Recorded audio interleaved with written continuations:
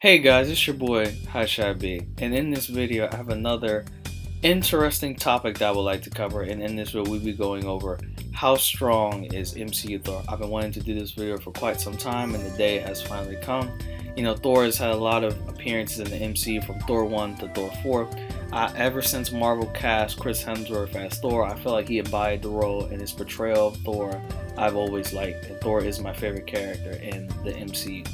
As I make my famous walk to my desk, as I whip out my high IQ Giga Chat brain, as I rub my hands together for another banger reel that I've been cooking up for you guys, it's time to go into how strong is MCU Thor. So like I said, it's time to dive into how strong is MCU Thor. So in the prequel comic for the first Thor movie, Thor was able to fight Mimir, who can cut the fabric of reality. This would give Mimir universal level of scaling, and then obviously Thor was able to beat Mimir, so this would give Thor universal scaling. It is stated in the Marvel Studios Visionary Dictionary that Malekith was going to plunge the entire universe into darkness. It is stated in the Visionary Dictionary that Malekith was going to use the Reality Stone to destroy the universe. It is stated in the Marvel Studios Encyclopedia that Malekith was going to use the Reality Stone to destroy the universe. The Ether is stated in multiple guidebooks to be able to destroy the universe. In Thor the Dark World movie, Jane and Odin also state that the Ether has the power to destroy the universe, and then it states once again that the Ether has the power to transform the universe. So it is very much implied that Malekith should be universal, and his universal scaling is consistent because he just has too many statements that he's universal. And then Thor should scale to this because he beat Malekith, and then in the movie, Malekith with the Reality Stone like hits Thor, and Thor's like, I thought you hit harder. So Thor and Thor the Dark World should have universal level of scaling. And now let's get into the scaling in Thor Ragnarok and where Thor should scale in Thor Ragnarok. So Hela is able to one-shot Mjolnir, and she completely curve stomps and smacks up this Thor.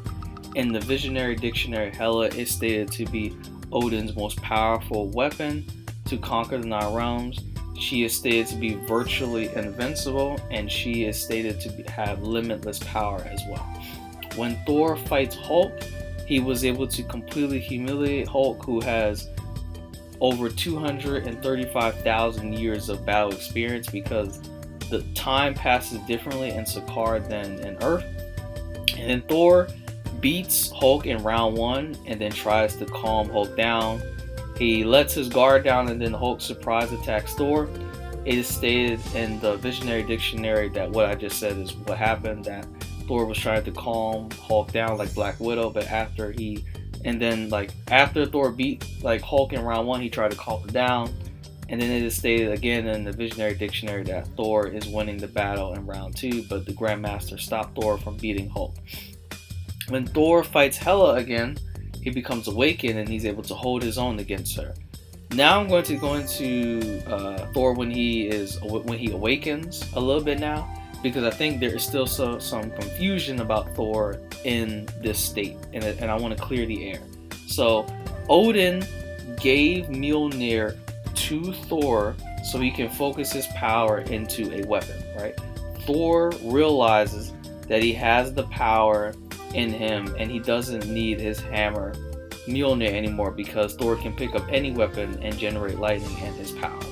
And Mjolnir was just an extension of his power and a weapon for him to master before he truly masters his power. And then on the screen you should see here that this is all confirmed in the Visionary Dictionary. Everything that I just said is confirmed in the Visionary Dictionary, right? Then Hela should have over 5,000 years of fighting experience, and Thor should scale to that. Hela should have uni plus level of scaling, given how much she scales above Mjolnir and that version of Thor that she curve stomped. So the version of Thor that she curve stomped in the beginning of Thor Ragnarok should slightly be stronger than the Thor in Thor the Dark World. And then Thor should scale to her now, since after he becomes awakened, he can swap hands with her and hold his own better in battle. Now let's get into Avengers Infinity War and how that scaling pertains to Thor. So Thor states in the movie that he is 1,500 years old, and he has killed twice as many enemies as his age. Thanos is also stated to be a 1,000-year-old character. Thanos is stated to be Hulk's strongest opponent, which means Thanos scales above Hela and Surtur. First, we need to go over Stormbreaker and why Stormbreaker is an overpowered MCU weapon. Like, it's overpowered in the MCU. Like, this weapon right here is probably in the top 5 strongest weapon in the MCU, and now I'm going to go into why that is the case. So, Thor, when he is on his way to Nadir, he knows full well that the next time he faces Thanos, he will be going up against a fully powered Infinity Gauntlet, right? And then Thor thinks Stormbreaker will be able to kill Thanos with the full Infinity Gauntlet, because when he's talking to Star-Lord like asks Thor, like, so what's about, like, tell me about this weapon that you're going to get at Nadir. And Thor's like, the Thanos killing kind, right? Then Eitri made Thanos the Infinity Gauntlet, right?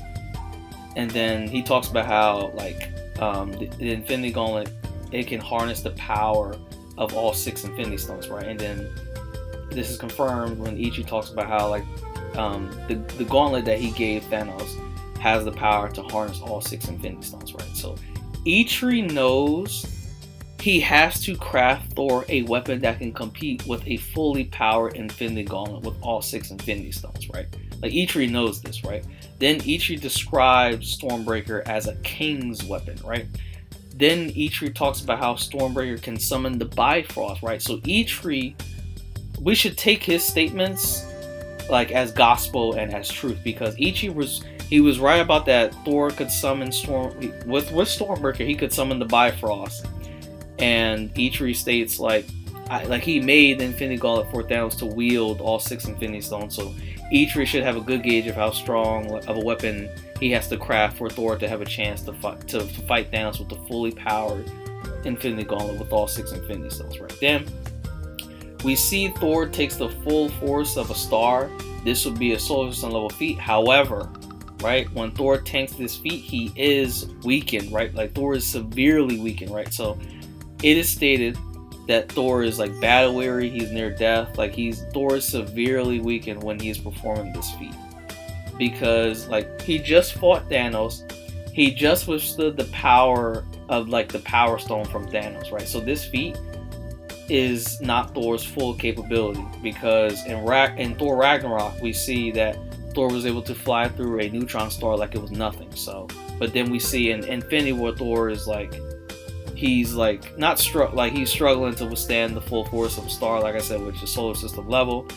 And Thor was nerfed in this state, and he was very battle damaged and battle weary, right? Then when Thor arrives to battle, right, when he arrives to fight Thanos for a second time, right, Thanos has absorbed the full power of the Infinity Gauntlet with all 6 Infinity Stones, right? So Thanos just absorbed the full Infinity Gauntlet with all 6 stones, right? Thor is able to overpower a blast from the Infinity Gauntlet with all 6 Infinity Stones, right? All 6 Infinity Stones. Like, Thor is completely able to shred through this blast, right? Now, the Russo brothers did say like if Thanos knew what was coming at him, he could have reacted better. But still, Thor, he still overpowered a blast from all 6 Infinity Stones, right? This means Thor with Stormbreaker in terms of raw power and attack potency should be on par with Infinity Gauntlet. Like, that's just what happened, right? Now I'm going to go into why Stormbreaker being on par with Infinity Gauntlet is crazy.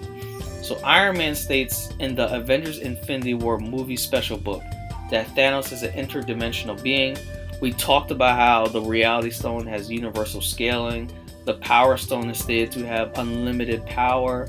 And then the Power Stone is also stated to have like limitless power as well. So it's stated to have unlimited power and limitless power, right? Then in What If, it is stated that the Mind Stone has infinite power. And then in a MCU tie-in comic, right, the Soul Stone is stated to be the most powerful stone of them all, right?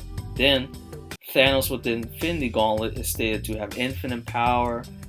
So Thanos with the Infinity Gauntlet should have multiversal scaling, and Thor should scale to this, right? Then Thor should scale above Captain Marvel, because in What If, which is canon to the MCU, we see movie 1 Thor beat Captain Marvel. Now, Now she does have her binary form, but still, Thor does still beat movie one. Thor still does beat Captain Marvel, right? Then this is before Thor fights Malekith in Thor: The Dark World, before he fights Hela in Thor: Ragnarok. Like, Thor boxes up Captain Marvel before he gains his numerous power-ups. And then this is before he gets Stormbreaker, which is like overpowered, like OD, like super strong, like weapon that is on par with Infinity Gauntlet, right? So it is very impressive that movie one Thor can box up Captain Marvel, right? Then the best thing for Captain Marvel is there's a statement that Thanos acknowledges her strength, but like that compared to we see Thor in his fat form in terms of like physical strength is able to match like Thanos. Like he's able to get in a struggling bout with Thanos, like while he's like out of shape fat, and he's able to match Thanos in terms of physical strength, right? Whereas Captain Marvel gets knocked back by a Power Stone, whereas Thor in a much weaker state is able to withstand the Power Stone after being beat up by Thanos in the beginning of Infinity War. So I think Captain Marvel should be around like Thor Ragnarok Thor level, because like once Thor gets Stormbreaker, he is quite a degree above Captain Marvel in my opinion. Now the reason why Thor being quite a bit above Captain Marvel is impressive is that in the Marvels movie, right? Captain Marvel in the Marvels movie is able to fight Darben, right? Or whatever her name is, but Darben, I believe that's what her name is. She's able to rip a hole into space-time, right? This is 4D. Like, this should be a fourth dimensional feat, like multiversal scaling, right? Monica Rambeau tells Miss Marvel and Captain Marvel to blast her with the same level of power that Darben used to rip a hole into space-time, right? So Captain Marvel should scale to this level of power, and Thor should massively scale above her, right? Then Thor scales to Doctor Strange, and I will go into why this is very important that he scales to Doctor Strange. So it is stated in the Spider-Man No Way Home movie special that Doctor Strange has the power to open the multiverse. It talks about how the multiverse shattering movie, I think they're referring to Doctor Strange and his power. In the Doctor Strange Multiverse of Madness special book, it is stated that the MCU's multiverse is infinite. It is stated that Doctor Strange is a threat to the multiverse, and then it is stated that Doctor Strange takes part in a multi-dimensional epic, and then it is stated once again that the movie is a multi-dimensional epic, right? Then, also, in Ant-Man and the Wasp Quantumania, the quantum realm is stated, like, it's stated, or, I don't know if it's stated in the movie, but, like, the quantum realm in general, whether it's in, like, the first Ant-Man or the second Ant-Man, or, like, Ant-Man and the Wasp Quantumania, but it's stated to be like the concepts of space and time are irrelevant, right? So this means the quantum realm should be a fifth dimensional 5D construct, or it should be a fifth dimensional realm, right? Now I'm going to get into Doctor Strange's higher levels of scaling, because Thor does scale to it, right? So in the Marvel Studios character encyclopedia, right, Doctor Strange is stated to have battled extra dimensional beings. Dormammu is stated to be extra dimensional being, and he has infinite power. However, since he scales above the quantum realm, he should be a sixth dimensional being since he has infinite power, right? And then Thor should have sixth dimensional power because he does scale to Doctor Strange, who fought Dormammu, right? Now I'm going to get into like Thor: Love and Thunder and Thor's scaling in this movie, right? And like I said, a little bit of his scaling in this movie, right? So Thor should be stronger in this movie because he's in better shape than he was in Endgame. And then in the Thor: Love and Thunder movie special book, it is stated that Gore is Thor's strongest opponent to date. Like it stated, Gore is Thor's strongest or his greatest adversary to date. So this means like Gore can take blows from Stormbreaker, and Thanos doesn't even want to get hit by this axe not one time. So Gore should be above base Thanos, right? Then, in the highly upcoming and anticipated Deadpool and Wolverine movie, right?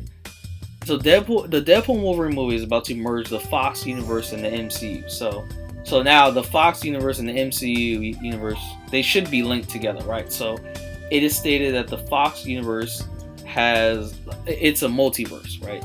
Like there are multiverses in the Fox universe, right? Then it was stated that Jean Grey was breaking the very fabric of the multiverse, and then it is also stated that she was going to transcend the entire multiverse. So Jean should be like she should be fifth dimensional, like she should be a fifth dimensional being, right? And then since the Fox universe is probably going to merge with the MCU's universe, MCU Thor should scale to her, right? Now, the Sony Spider-Man universe does exist somewhere in the MCU multiverse, because Miguel O'Hara directly references the events of Spider-Man No Way Home, and Venom was in the MCU for a brief moment, even though Kevin Feige yanked him out. But so the Sony Spider-Man universe should be somewhere in the MCU's multiverse, right? So in Spider-Man Across the Spider-Verse movie, Miguel O'Hara is able to fight the Vulture, who has infinite extra dimensional storage, right? So this would mean Vulture should be infinite. He should scale infinitely above a fifth dimensional being. So this would give him like sixth dimensional scaling, and then Thor should scale to this level of power, right? So in terms of attack potency, Thor should be in the sixth dimensional or low complex multiversal scaling, right? Thor should have sixth dimensional scaling or low complex multiversal scaling. Now let's get into speed.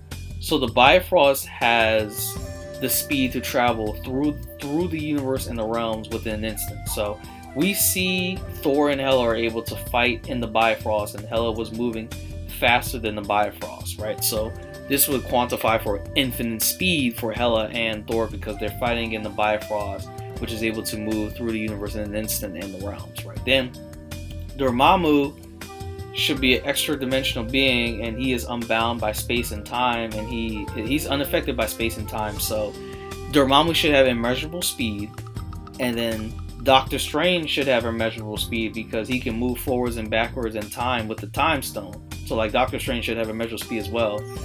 So Thor should scale to Doctor Strange. And then inverse, like speaking inverse, Thor should be above Odin. He should be above Hela. He should be above the Eternals. He should be above, like I said, the Eternals. He should be above Captain Marvel as well. He should be above Thanos, because Gore is stronger than Thanos, and like I said, he is above Gore because when Thor has Stormbreaker, he gets the better of Gore. So Gore should be above Thanos, and Thor should be above Gore. Then Thor should slightly, like I said, he gets the better of Gore. Like there are some instances where Gore like does get the better of Thor, but like for the most part, like Thor with Stormbreaker should be above Gore, right? Then so Thor should slightly be above Doctor Strange as of right now, but we will see when Doctor Strange 3 comes out. And then I think Thor is weaker than the Scarlet Witch because like she died in so the Scarlet Witch died in the Multiverse of Madness. So since she's not around, right? So since the Scarlet Witch is not around, right? Thor should probably be like the strongest Avenger right now. So since the Scarlet Witch like died in the Multiverse of Madness and she's not around no more, Thor should be the strongest Avenger because he scales above like Hulk, Captain Marvel. And then in terms of like Doctor Strange and stuff like that, like I think Thor should slightly be above Doctor Strange in my opinion. I think he should be. I think. Now we'll see when like Doctor Strange 3 comes out, because like Doctor Strange could potentially fight beings who are stronger than Dormammu and Scarlet Witch, but we just have to see. But for the moment, I would say I still think Thor at the moment, currently right now, before Doctor Strange 3 comes out, Thor should be above Doctor Strange. So like I said, Thor should be the strongest Avenger because he scales above Captain Marvel, like Hulk, and he should be above Doctor Strange as of right now. So Thor, in terms of attack potency, he should be 6D or low complex multiversal, and then in terms of speed, he should have immeasurable speed. And then I think, like I said, I think Thor should be the strongest Avenger at the moment and currently. So whoever the Avengers face next, like in the MCU, like it needs to be a very powerful enemy because Thor is really powerful. And then, like I said, in terms of Doctor Strange, I'm gonna say it again. I think as of right now, because Doctor Strange is not considered like an Avenger, I believe, because Kevin Feige and Benedict Cumberbatch have said like Doctor Strange is not an Avenger. So Thor should be the strongest Avenger right now. But like, I think he should still be slightly above Doctor Strange because he does have better scaling, in my opinion. So yeah, but whoever the Avengers face next, like the MCU needs to make the next villain very powerful because Thor and Doctor Strange are strong as shit right now. So, but once again, Thor should be the strongest Avenger currently at the moment, in my opinion. So, like I said, in terms of attack potency, he should be 6D or low complex multiversal level. And in terms of speed, Thor should have immeasurable speed because he scales to characters like Dormammu and Doctor Strange and the Scarlet Witch. And then, once again, Thor should be the strongest Avenger currently at the moment. So, yep, so hope you guys liked the video. This video took me some time to get together, and I worked really hard getting this video together. I've been cooking this video up for quite some time, so I hope you guys enjoyed it and liked it. But hope you guys liked the video. Please like, comment, subscribe. This is your boy Hot Shot B, and I'm out. Peace.